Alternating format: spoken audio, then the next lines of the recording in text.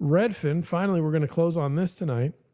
Luxury home purchases sink a record 45% to the second lowest level on record. Now, we have to be careful. Is this Redfin's record or is this whose record is this? Whose record? Like time of so it says that outpaces the record 37% declines in sales of non-luxury homes. The supply of luxury homes for sale is also near historic lows. So your supply is still low. So what's going on?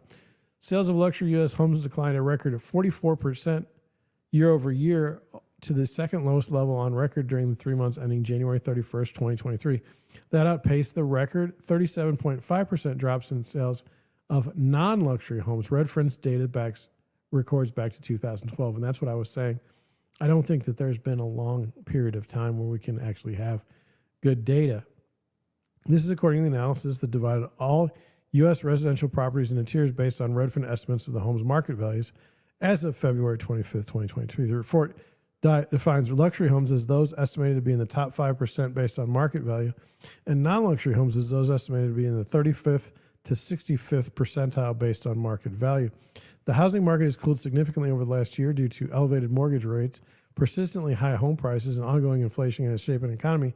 But the luxury market has fallen relatively quickly because people tend to purchase fewer expensive goods during times of economic uncertainty. Luxury home sales grew faster than non-luxury sales during the pandemic, so now they have more room to fall. A higher mortgage rate makes home buying more expensive for nearly everyone, but can add tens of thousands of dollars to the price tag on a luxury home given the high-end buyer's sticker shock.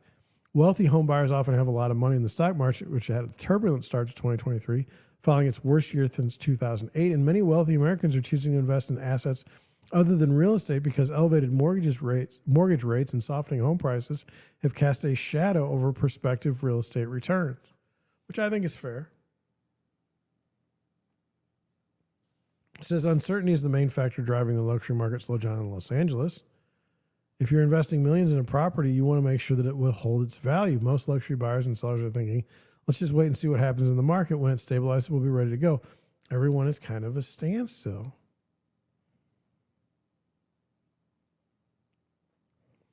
It says the silver lining.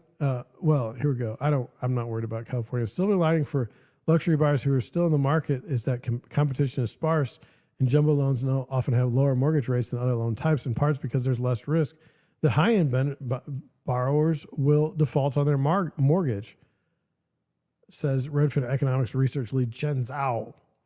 Wealthy house hunters are also frequently afforded additional rate discounts from their banks as a perk for storing substantial funds there. Zhao continued, luxury homebuyers should still shop around for the best mortgage rate possible. Research shows that when rates are high, so is the variance in between lenders. That's why it's smart to request quotes from several lenders and then ask your favorite lender to match the lowest rate. Or that's kind of like, I don't really think that happens too much in the luxury market, but what do I know? Luxury home prices remain near their peak. So wait a minute, you're telling me that there's a decline in sales, but they're still at their peak? Median price of luxury homes rose 9% year over year to $1.09 million during the 3 months ending January 31st. While that's roughly half the year over year gain of a year earlier, luxury prices remain near the all-time high of $1.1 million reached in the spring of 2022. The median sale price of non-luxury homes increased 6.3%, roughly one-third of the gain of a year earlier. While the housing market has slowed significantly, home prices have been propped up by a lack of supply. That's exactly right. Even though I've probably looked at all the houses available within a certain price range in St. Louis this weekend already, and it's Friday, if we had more listings to see, less offers would be, or less houses would be multiple offer situations. The number of luxury homes for sale rose 7.1% over year during the 3 months ending January 31st, the biggest jump since 2015. The sizable year-over-year increase is largely due to the fact that supply hit rock bottom roughly a year earlier. Supply is also piling up because so few people are buying homes. But that's not true. Not in St. Louis. But supply remains tight by historical standards. The number of luxury homes for sale was not much higher than the record low hit a year ago. The number of non-luxury homes for sale fell 5% year over year during the first 3 months ending January 31st. But the story is similar to that in the luxury market. There's a supply shortage. The number of non-luxury homes was at the lowest level on record.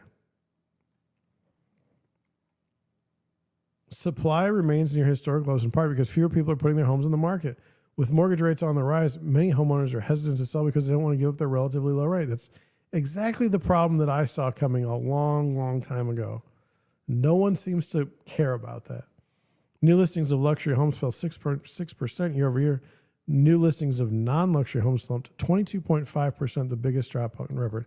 I don't agree with these numbers. No offense. Based on what I'm seeing in the marketplace, I don't believe these numbers.